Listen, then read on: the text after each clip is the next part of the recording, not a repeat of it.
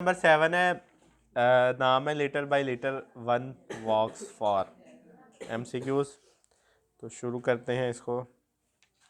ये रिसीव के स्पेलिंग सुनाओ ज़रा पहले। रिसीव की क्या स्पेलिंग होती है? RECEIVE।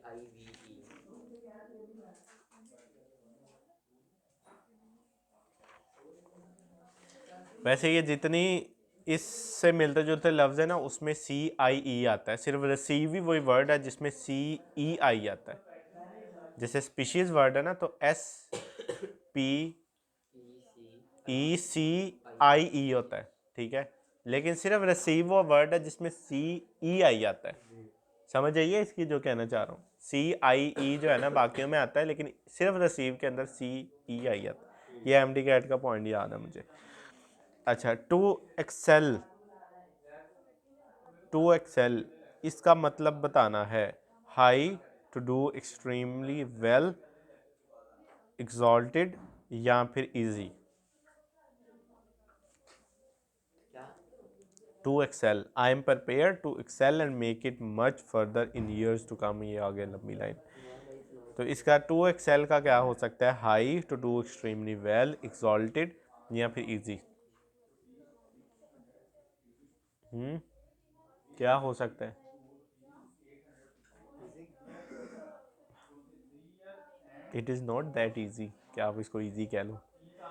टू एक्सेल का मतलब होता है आगे बढ़ना, बेहतर होने की तरफ जुस्तजू करना, अपनी मंजिल उस तरफ लेकर जाना। तो क्या हो जाएगा? टू डू एक्सट्रीमली वेल, ठीक है।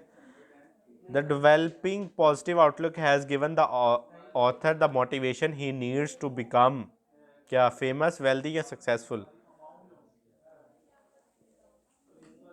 ऑथर को क्या चुल थी?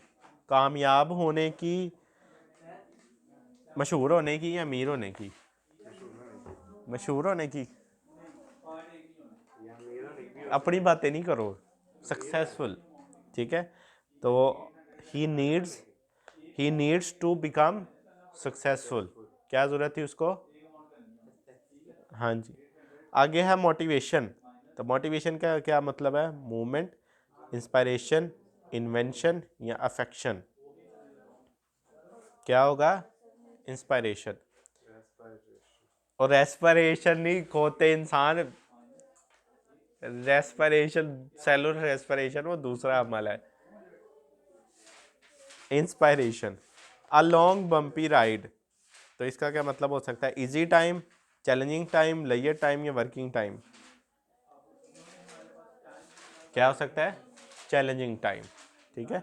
अ लॉन्ग बम्पी राइड ये इडियोमैटिक वर्ड एक फ्रेज है, ठीक है। जैसे वो कहावती होते हैं ना, हम भी अक्सर कहावत कहते हैं, तो ये वो है कि अ लॉन्ग बम्पी राइड जिसमें खड्डे खुड्डे बहुत ज़्यादा हों, बहुत ज़्यादा मुश्किल फेस करनी पड़े, तो चैलेंजिंग टाइम। कॉन्टेस्ट, कॉन्टेस्ट ये तो आपने लफ्ज़ सुना होगा काफ़ी दफ़ा। तो क्या है? कंप्लीशन, कंपटीशन या कंस्ट्रक्शन। Contest, contest. तो ये क्या है? कंप्लीशन, कंपटीशन या कंस्ट्रक्शन। कंपटीशन, ठीक है। हम कहते हैं जी कॉन्टेस्ट करा रहे हैं हम पढ़ने का आज। समवन, इतनी दफ़ा हो गया। ये कौन सा प्रोनाउन है? पर्सनल, रिलेटिव या इंडेफिनिट? पर्सनल।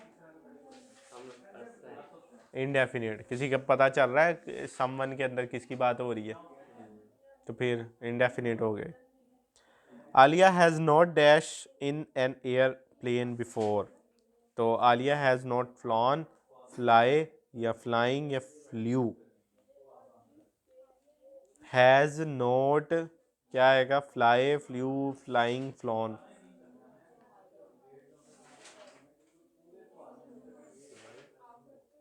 क्या आएगा? फ्लाई क्यों आएगा? हैज़ आ रहा है तो हैज़ के साथ वर्ब की कौन सी फॉर्म आती है? हैं? First, third. थर्ड फॉर्म आती है। तो फ्लाई भी सिचुएशन से निकल गया, फ्लाइंग तो आ ही नहीं सकता क्योंकि थर्ड फॉर्म आनी, ING वाली फॉर्म तो नहीं आनी। दो ही रह गए, फ्लू या फ्लॉन। तो फ्लाई, फ्लू, फ्लॉन। क्या आएगा? फ्लॉन आएगा। फ्लॉन आएगा। Identify the indefinite pronoun. Indefinite बताना है इसमें से इनडेफिनेट प्रोनाउन कौन सा है? समबॉडी, दोज, हिज या either. Somebody. Somebody.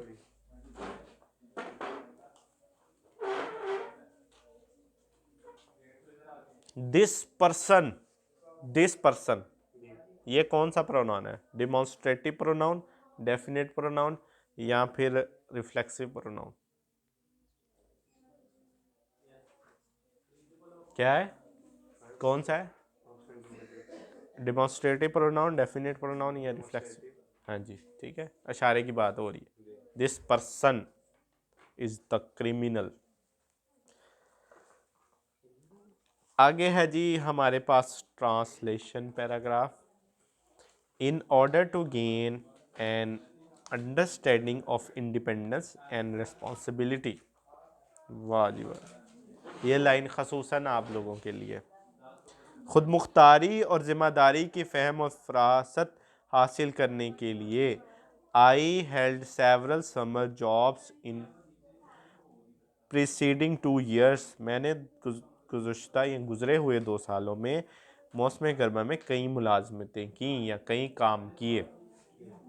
I also work to help myself financially in boarding school. मैं माली तौर पर अपने आप को मदद करने के लिए बोर्डिंग स्कूल में भी काम करता था या किया। My first summer job was at English language centre. मेरी पहली नौकरी इंग्लिश लैंग्वेज सेंटर थी। My second job was at McDonald. दूसरी नौकरी मैकडोनल्ड थी। And my pass summer job, जो पिछली गुजरी हुई समर जॉब है या गर्मियों की काम है, वो मैंने DK एकेडमी में किया था। I am thankful to all this institution for these job experiences. मैं इन तमाम अदारों का उनकी मुलाजमत के तजर्बे के लिए शुक्रगुजार हूँ। ये भी कर सकते हो, यहाँ लिखा हुआ है मुलाजमत के तजर्बात के लिए मैं इन सब अदारों का शुक्रगुजार हूँ, ये भी ठीक है। I am now ready to learn many more lessons through my college experience. मैं अब कॉलेज के तजर्बा से बहुत मज़ीद सबक सीखने के लिए तैयार हूँ। अच्छा, यह लेसन्स है तो असबाक आएगा, ठीक है, लेसन नहीं है, लेसन्स है तो असबाक आएगा। तो आई एम रेडी, मैं तैयार हूँ। अच्छा, कॉलेज एक्सपीरियंस, एक्सपीरियंस मीन तजर्बा, बार बार एक्सपीरियंस का लफ्ज़ आ रहा है तो उसको ध्यान में रखो। एक्सपीरियंस मीन तजर्बा।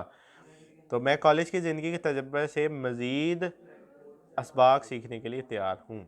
आल्दो, अगरचा, इट हैज़ बीन टफ, ये मुश्किल और घुटन रहा है। मुश्किल कर लो या घुटन कर लो, एक ही बात। आई हैव सक्सीडेड सो फार, मैं अब तक कामयाब रहा हूँ। I am prepare to excel, मैं तैयार हूँ आगे बढ़ने के लिए। And make it much further in the years to come with my college education, कि अपनी कॉलेज की तालीम के साथ आने वाले सालों में इस तजर्बे को मज़ीद बढ़ाऊँ या मज़ीद तजर्बे के लिए तैयार हूँ।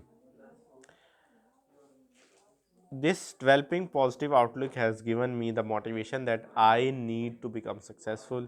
ये फ़रोग पाते हुए मुस्बत नुक्ता नज़र ने मुझे ये तहरीक दी है कि मुझे कामयाब बनने के लिए ज़रूरत है। द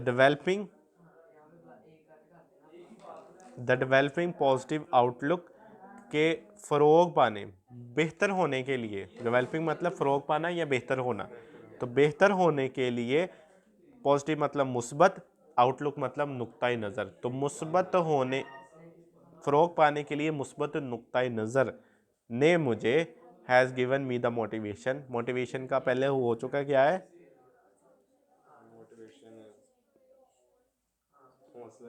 हौसला देना। क्या मोटिवेशन का मतलब बताना है, हैं? तहरीक, ठीक है, आगे बढ़ने को कहते हैं। दी है कि I need to become successful, कि मुझे कामयाब बनने की ज़रूरत है। मुझे कामयाब होना नहीं है, ये नहीं लिखना। I need to become successful, मुझे कामयाब होने की ज़रूरत है, ठीक है। चलो यही तो करते हैं आज पैराग्राफ। आज के लिए इतना ही, बाकी नेक्स्ट देखेंगे।